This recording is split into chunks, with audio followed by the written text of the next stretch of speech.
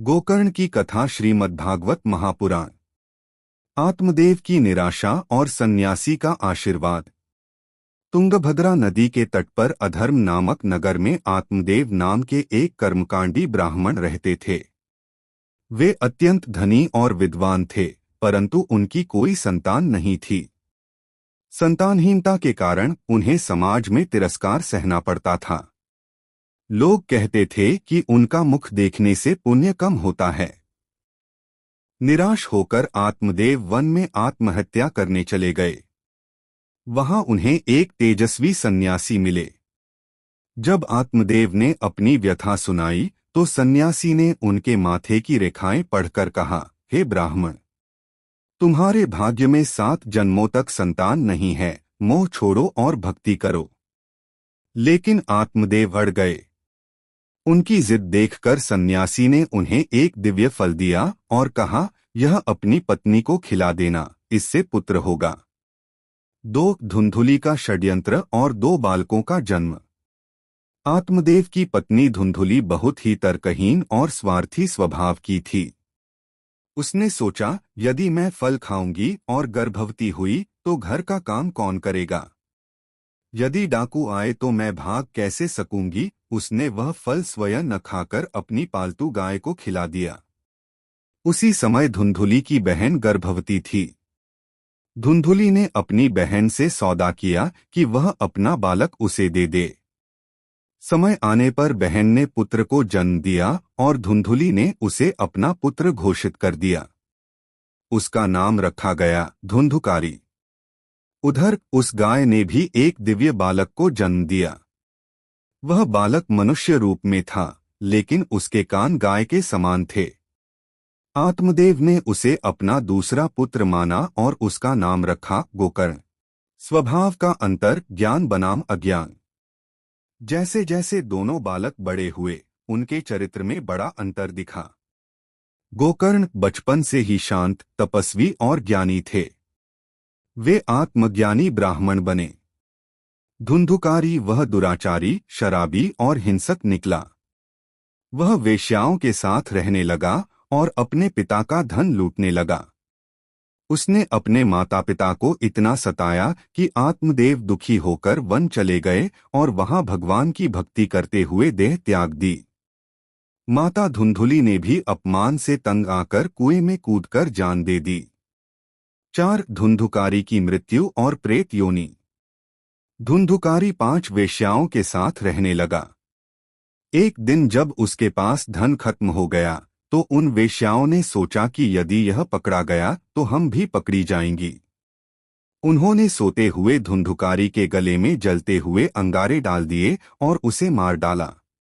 अकाल मृत्यु और कुकर्मों के कारण धुंधुकारी एक अत्यंत भयानक और विकराल प्रेत बन गया, जो भूख प्यास से तड़पने लगा। 5 गोकर्ण का आगमन और प्रेत से संवाद। वर्षों बाद जब गोकर्ण जी तीर्थयात्रा से वापस लौटे तो वे अपने पुराने घर में ठहरे। आधी रात को धुंधुकारी का प्रेत उनके सामने आया। वह कभी हाथी बनता, कभी अग्नि तो कभी विकराल चेहरा। गोकर्ण जी ने मंत्र शक्ति से उस पर जल छिड़का, जिससे उसे बोलने की शक्ति मिली। प्रेत रोते हुए बोला, भैया, मैं आपका भाई धुंधुकारी हूँ। मैंने अपने जीवन में अनगिनत पाप किए हैं, जिसके कारण मैं इस भयानक योनि में भटक रहा हूँ। कृपया मुझे मुक्त करें। गोकर्ण जी हैरान रह गए। उन्होंने गया जी में जाकर धुंधुकारी के नाम का श्राद्ध भी किया था, फिर भी वह मुक्त नहीं हुआ। इससे उन्हें समझ आया कि धुंधुकारी के पाप बहुत गहरे हैं। भागवत सप्ताह और बांस का चमत्कार। गोकर्ण जी ने सूर्य देव का आह्वान किया। सूर्य देव ने मार्ग सुझाया, श्रीमद्भागवत की कथा सुनाओ। गोकर्ण जी ने भागवत कथा का आयोजन किया। कथा सुनने के लिए वह प्रेत वायु रूप में वहां आया, लेकिन हवा के झोंके उसे उड़ा रहे थे। तब वह वहां रखे एक 7 गांठों वाले बांस के सबसे नीचे वाले छेद में जाकर छिप गया। प्रथम दिन जैसे ही पहले दिन की कथा समाप्त हुई, बांस की पहली गांठ एक धमाके के साथ फट गई। 7वें दिन इसी तरह प्रतिदिन एक एक गांठ फटती गई और 7वें दिन 7वीं गांठ फट गई। धुंधुकारी का प्रेत दिव्य रूप धारण कर बाहर निकला। वह पीतांबर पहने हुए था, उसके गले में माला थी। उसने गोकर्ण जी के चरण स्पर्श किए और कहा, भैया, इस कथा ने मुझे नरक की अग्नि से बचा लिया। 7 विमान का आगमन। अचानक आकाश से दिव्य विमान उतरा। भगवान के पार्षद धुंधुकारी को ले जाने लगे। गोकर्ण जी ने पूछा, कथा तो यहाँ हजारों लोगों ने सुनी है, फिर विमान केवल धुंधुकारी के लिए ही क्यों? पार्षदों ने उत्तर दिया, कथा सुनने में भेद था। धुंधुकारी ने एकाग्रचित्त होकर, उपवास रखकर और मनन करते हुए कथा सुनी। बाकी लोग केवल सुन रहे थे, उन्होंने उसे हृदय में नहीं उतारा। बाद में गोकर्ण जी ने दोबारा कथा की और उस बार सभी श्रोताओं के लिए स्वर्ग से विमान आए। अंत में गोकर्ण जी स्वयं भी भगवान शिव के धाम को प्राप्त हुए। कथा का सार।